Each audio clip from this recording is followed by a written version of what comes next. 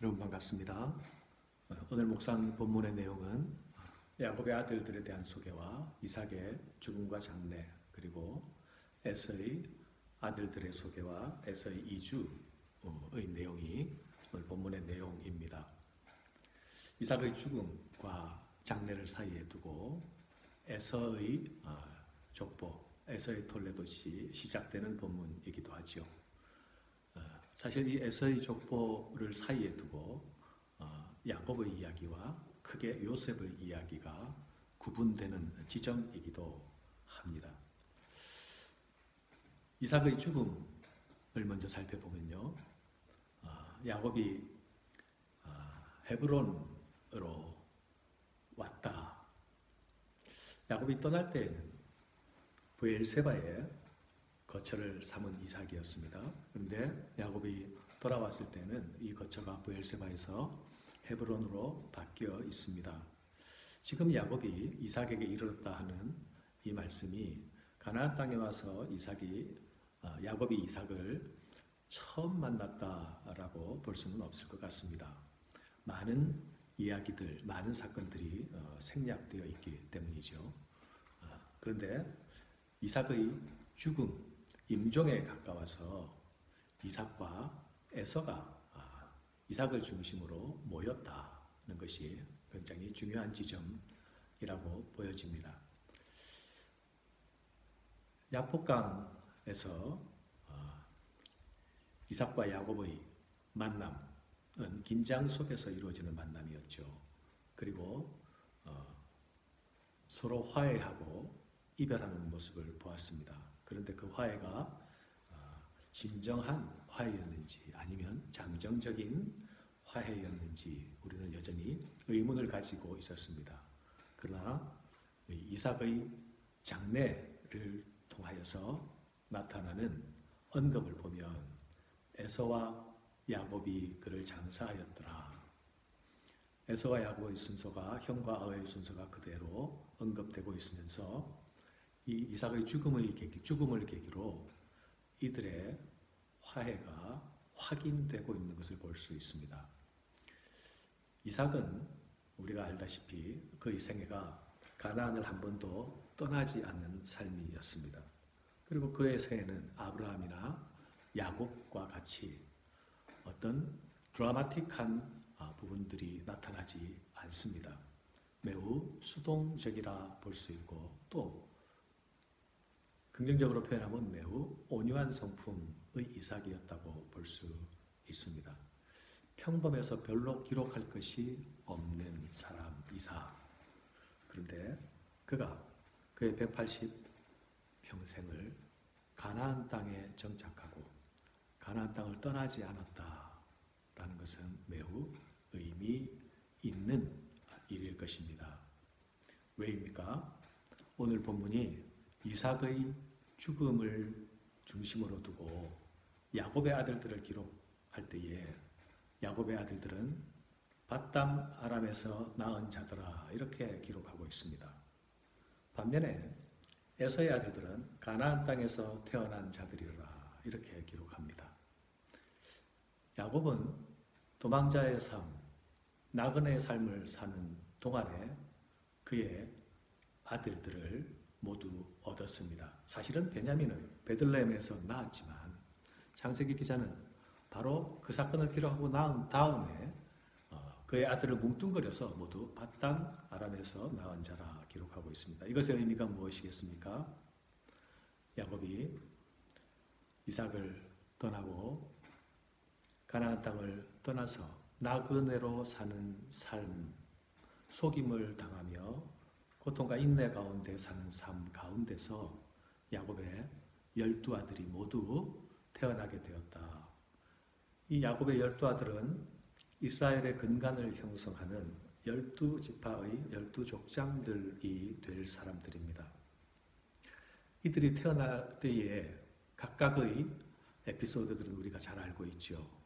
그의 아내들이 남편 사랑을 얻기 위하여서 경쟁적으로 시기하고 또 투기하고 다툼 가운데서 얻어진 12아들입니다. 어떻게 보면 사람이 만들어내는 아주 얽혀지고 망가지고 무너진 그림들 가운데서 태어난 아들들이죠. 그런데 하나님께서는 그 과정들을 사용하셔서 이스라엘의 근간을 형성해 나가고 계시다는 것입니다. 그리고 그렇게 형성된 근간은 이제 가나안으로 다시 약속의 땅으로 돌아옵니다. 창세기의 족장사의 주제가 무엇입니까? 당신들은 나를 해하려 하였지만 하나님께서는 그것을 선으로 바꾸사 오늘과 같이 모든 사람을 구원하시는 하나님이다. 는 것이 창세기 족장사의 주제 아닙니까? 악을 선으로 바꾸신 하나님, 우리의 부족을 아름다움으로 바꾸시는 하나님, 우리의 모자람에도 불구하고 그분의 약속을 묵묵히 성실하게 절대적으로 이루어 가신 하나님입니다.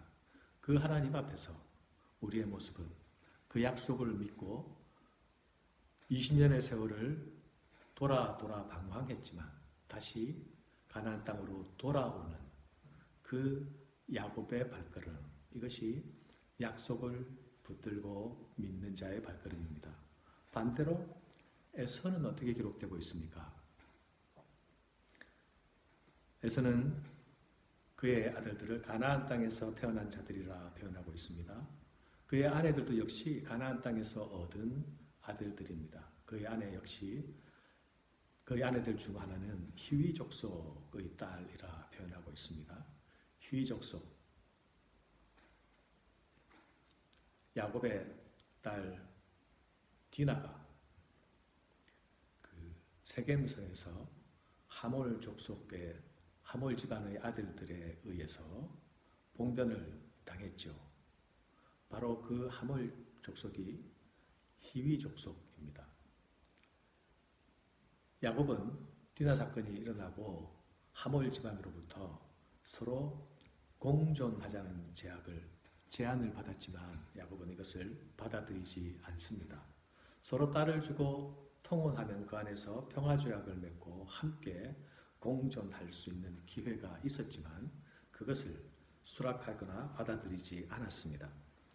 그러나 에서는 히위 족속의 딸을 아내로 삼고 또한 헷 족속의 딸들을 아내로 삼았습니다. 그리고 자녀를 얻었습니다. 에서의 삶의 자리는 가나안에서 세일, 에돔으로 확장되어가는 삶이었죠. 그는 그곳에서 얻을 수 있는 것들을 얻고 취할 수 있는 것을 취하면서 자신의 영역을 확장해 나갔습니다. 그런데 하나님은 나그네 삶을 사는 야곱에게도 복을 주셔서 그의 소유가 풍성하게 하였지만 에서도 나름 소유가 풍성해지는 결론에 이르게 됩니다. 어쩌면 에서는 야곱보다 훨씬 더 많은 부를 누리고 있었을 것 같습니다. 왜냐하면 그의 삶의 자리가 가나안에서 에돔과 세일까지 확장되는 영역을 가지고 있었기 때문이죠. 야곱은 히위 족속의 땅 세겜성에서 돈으로 땅떼기를 조금 주고서 자신의 거처를 마련하는 수준이었는가 하면 에서는 자신의 능력으로 소유의 풍성과 함께 영역의 확장도 이루어 나갔던 사람입니다. 그런데 중요한 것이 무엇입니까? 가나안 땅에서 태어난 그의 아들들, 그리고 가나안 땅에서 삶을 살던 에서, 그리고 그 가운데서 이루어진 부와 힘, 그것 때문에 그는 곧 가나안을 떠나게 됩니다. 오늘 에서가 가나안 땅을 떠나는 이유를 뭐라고 표현하고 있습니까? 소유가 풍성하여 함께 거할 수 없었다. 하나님은 악인에게도 복을 주시고 선인에게도 복을 주십니다. 이것을 일반 은총이라고 하지요. 에서는 약속의 후손은 아니었지만 복을 얻었습니다. 그러나 그의 삶의 방향과 그의 결단은 에돔과 세일을 향한 결정이었습니다. 이것은 롯의 선택의 그림자를 우리가 다시 보는 듯 하지 않습니까?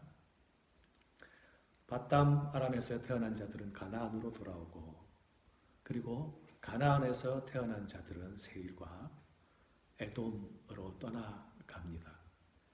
무엇이 이런 방향을 결정하게 되었습니까? 20년의 나그네 삶을 산 결과로 다시 확인한 것은 하나님의 얼굴, 하나님의 약속을 붙드는 것 외에는 우리의 소망이 없다. 하나님의 약속 안에서 다시 가나안 땅을 밟는 야곱과 야곱의 자손들, 그리고 삶의 자리에서는 풍성해 보이고 자유로워 보이고 잘 돼 가는 것 같이 보이나 하나님의 약속과 무관하여서 다시 자신의 생각대로 에돔과 세일로 가는 에서의 발걸음, 에서의 결정, 에서의 방향을 볼 수 있습니다. 오늘 우리의 삶은 어디를 향하고 있고 어디를 바라보고 있습니까? 혹시 나그네의 삶, 방황의 삶, 시기와 쟁투의 삶을 살고 있다 하더라도 우리가 하나님의 얼굴을 기억하고 하나님의 약속을 기억하는 자라면 돌아가야 할 곳이 어디인지, 우리가 뿌리를 내려야 할 곳이 어디인지를 분명히 기억할 수 있어야 할 것입니다. 이것이 하나님의 약속을 붙드는 하나님의 복받은 백성의 마땅한 방향이요 삶의 내용입니다. 감사합니다.